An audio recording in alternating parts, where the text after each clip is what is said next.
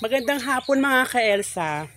Alam niyo ba, nung bata pa tayo di ba naglalaro tayo sa mga puno-puno tulad ng talisay, ng saresa, ng akasya.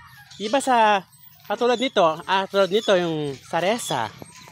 Di ba kinakain to ng mga bata-bata tayo. Ngayon tumanda na tayo, tikman na ulit natin kung ganun pa rin ang lasa kasi nag-uulan na. Ang alam ko kasi sa mga saresa tulad nito, sa mga saresa po ay tumatabang na po siya kapag tag-ulan na.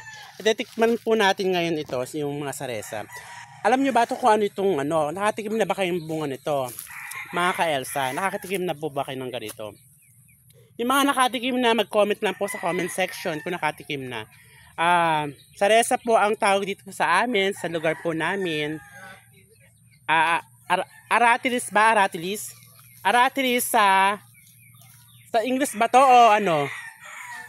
Ibang term, ibang tawag dun sa ibang tawag po sa saresa. Pero sa amin talaga is saresa. Ito po yung puno niya. Hindi naman po siya katibayan. Hindi po siya matibay yung puno niya. Pero, ganun pa man, magandang lilim. Kahit po na ang mga dahon niya ay makalat. Pero, malilim po siya pagka tinanim niyo po sa bakuran ninyo. Ito, balitikman na po natin mga ka-Elsa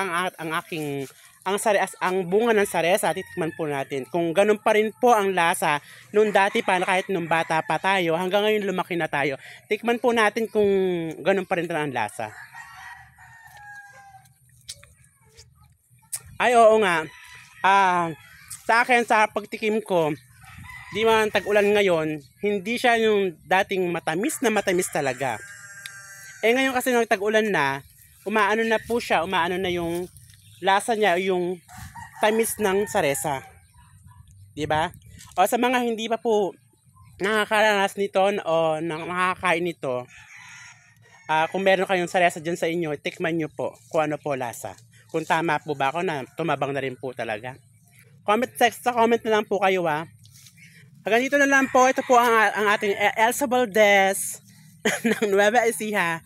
Bye-bye!